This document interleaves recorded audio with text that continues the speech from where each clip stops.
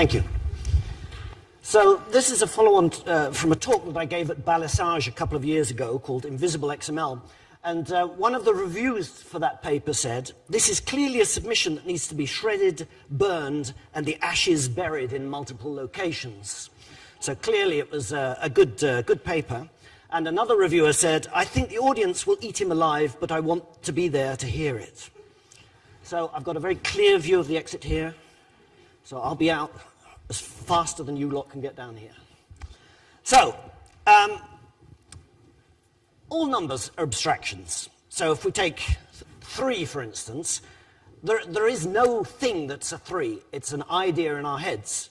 You can't point to 3. You can only point to 3 things: 3 apples, 3 bottles, 3 chairs, 3 tables. And so we have to use representations for numbers. And given the context, then, these numbers on the screen here are all a representation of the same number. There's no difference. It's not a different number. They're all the same number, just represented differently. And in fact, when I was a university lecturer, I first realized that people didn't understand, well, that students didn't properly understand this when I got a question in class, well, are we allowed to add decimal numbers to binary numbers? And then I realized what their problem was, that they didn't realize that a number is an abstraction with different representations. And which representations we use depends on convenience, utility, familiarity that we use regularly, on habit, or on the context where you've got to use that representation. And so it is with data. Data is actually an abstraction that we represent in some way or another. So here on the screen I've got 4 different representations of essentially the same abstraction. The first one is in JSON, and the other 3 are 3 different versions in XML. But what we're representing there, a temperature in Celsius, is the same abstraction. We've just represented it in different ways. And so, as I said, we choose our representations depending on all sorts of different things like convenience and utility and familiarity and habit and context. And one utility, one of the reasons for choosing XML, is its generic data pipeline. You can use it in loads of different places in loads of different ways, and that's really useful. So is there a way that we can resolve those conflicting requirements of convenience, utility, and so on, and still retain our generic toolchain? Well, that's where Invisible XML comes in. Invisible XML allows you to inject any parsable structured document into the XML pipeline and treat it as if it was XML. And I'll give you a couple of examples to show you how that works. Invisible XML is based on the fairly straightforward observation that if you look at it in the right way, XML is just a description of a parse tree of some external form.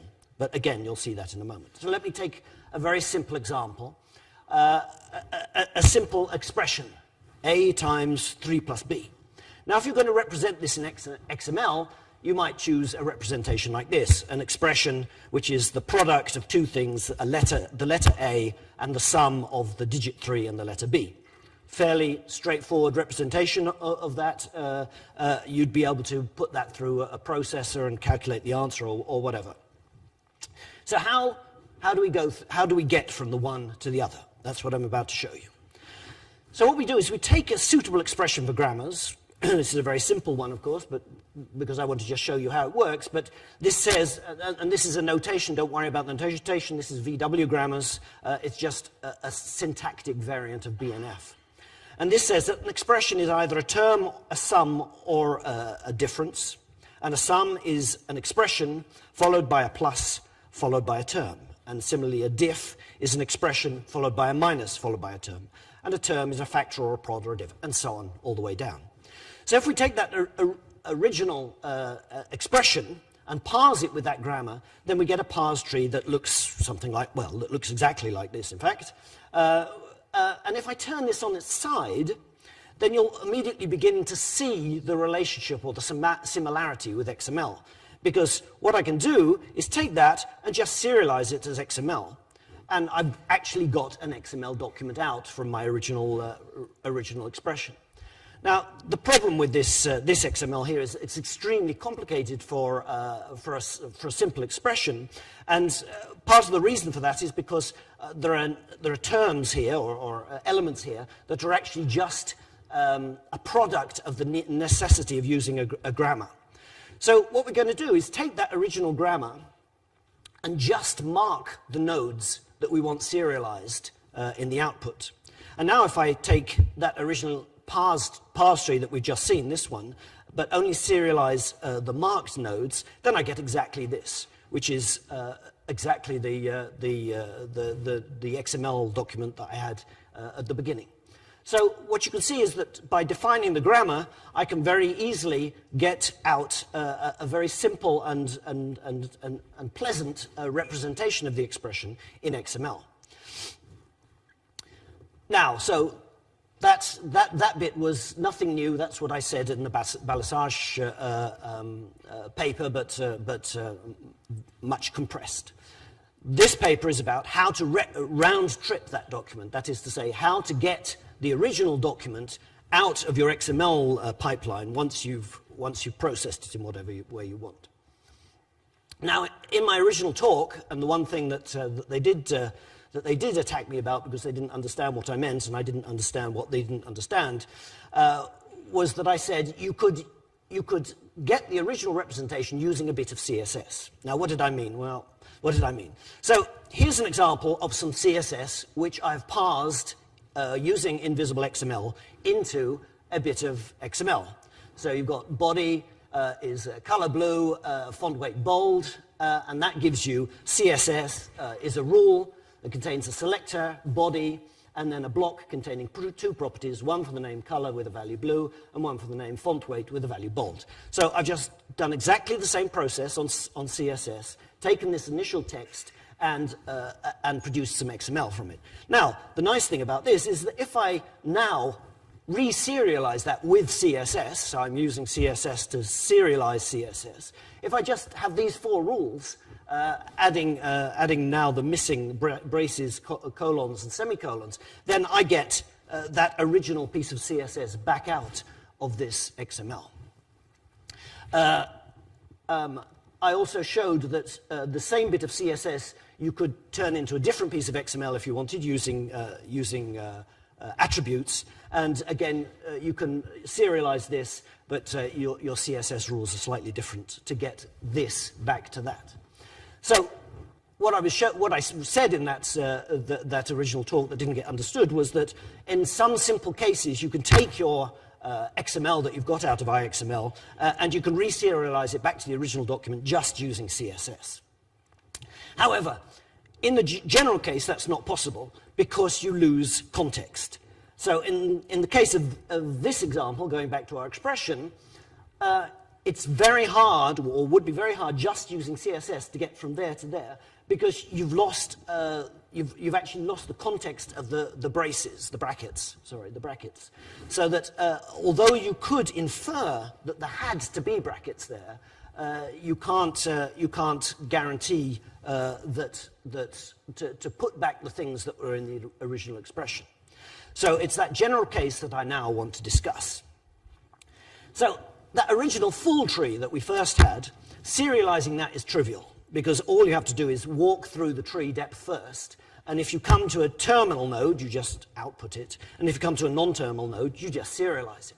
This is an extremely simple piece of code that just will serialize any parse tree. So what we want to be able to do is use this on the reduced version of the tree. So what we have to do is construct the original parse tree from the reduced parse tree. So what we do is we take the grammar that produced our reduced parse tree and walk through them hand in hand, regenerating the original parse tree, which we can then output. In fact, this is just parsing, but rather than parsing text, we're parsing a parse tree. And there's some benefits because the parse tree we know is going to be grammatically correct, and so that makes our life a bit easier. But basically all we're doing is parsing a parse tree to create a new parse tree. Now I should say that this method does create some problems, which you could consider a problem or not. For instance, if you produced in your XML a representation of a string, but in the original source language you have the choice of using double quotes or single quotes, then that is the choice that you used is no longer present in the parse tree. So that means that you can serialize a string as a string, but you can't guarantee that you serialized it in precisely the same way as the input had. So if you'd used single quotes in the input, you might get double quotes in the output, unless you ensure that in your parse tree you keep those bits of information around. The same thing is true for these two expressions here, where there's a superfluous pair of brackets around it. Unless you include information in the parse tree that you've used brackets, then you can't guarantee that you'll get exactly this parse tree out. You're more likely to get that one out because it's semantically equivalent, just syntactically different. So, what we also want to know while we're doing this work is what is the grammar of the reduced grammar, the grammar of the reduced trees that we're producing. Now, in the paper, I go through the algorithm for that, but basically any non-terminal, like term there, that isn't kept in the final tree, you substitute its definition, so the definition turn is factor, prod, or div, you recursively apply those definitions in the rules until you've got nothing over but things that have been marked. So in this case, for the expression, what we get is something that looks like this. I've simplified it because every time the word operand there comes, you get this whole bracketed thing, so I've just made it simpler. But basically what you can see here is that an expression is just an operand, a sum has two operands, and so on. And what you can see also is that there's a great similarity between this reduced grammar and a data schema. And indeed, there's a very close relationship between the two. So that what this is telling you is the structure of your resulting tree, which is in fact just a data structure. So this is what IXML looks like. You've got your grammar, and you've got your document, and you parse it, and you produce your document. So square things here are text documents, round things are processes, and triangles are XML. Now, in fact, this is not quite, it's not exactly how it is, because, of course, the grammars are IXML as well. So, in fact, it really looks like this. You've got a bit of XML that represents the grammar, you've got your document, you parse it, and you produce the document. But, of course, you can apply that recursively so that the grammar itself can be the product of a grammar description, and you've got a grammar for the grammar in XML there that describes the structure of that grammar. That produces your grammar in XML, which then you use for your parsing. What this gives you is representational neutrality, because as long as this grammar here is structurally correct for a grammar, we don't care what it looks like on the outside. We only care about the data structure. So that means that if I'd rather have this format for grammars using BNF rather than using VWF, then I can, as long as the reduced grammars are identical. So here, this is the grammar for VWF. So this is the grammar defining itself. This is the grammar for BNF. Again, it's the grammar defining itself. And as long as, and these do have the same condensed grammar, but as long as they do have the same condensed grammar, then it doesn't matter which of these I use for defining a grammar, they both work equally well. What this also means is that it's now trivial to convert a grammar or any document in one form into a document in another form, because as long as the grammars have the same condensed format, then you can read something with one grammar and output it with another grammar and get a conversion. So in the case of the grammars here, I could read the grammar in this form and output it in this form without having to do any more work, just using the two grammars. So that's the end of my talk, my conclusion is that, and I did work out what I was going to say as a conclusion, the nice thing about this is that it's really obvious. At lunchtime, somebody said to me, "It's all rather obvious, isn't it?" And I said, "Yes, actually it is obvious, but I've been saying it for years. I've been saying, why do we care about the external representations of documents? Because parsing is so easy." And I'd listen for a reply. Crickets would chirp. A dog would bark. Nothing. And in the end, I thought, I have to do it myself. So IXML, and another thing I learned today is that there's another implementation coming along. So somebody said to me today, "Oh, by the way, I'm using IXML." Oh, I didn't know. So I know 3 implementations coming along. One is being built into XSLT forms. Another, I don't know if it's being built into something. And this third one is being used in a project somewhere. But people seem to be picking it up. The nice thing is, clearly, that we don't care what formats our data is in, because we can get it into XML and use it there. That's my talk. Shall I run?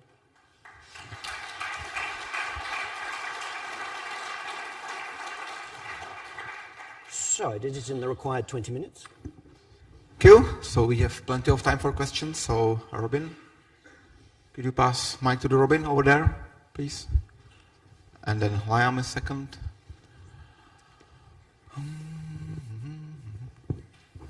Thank you.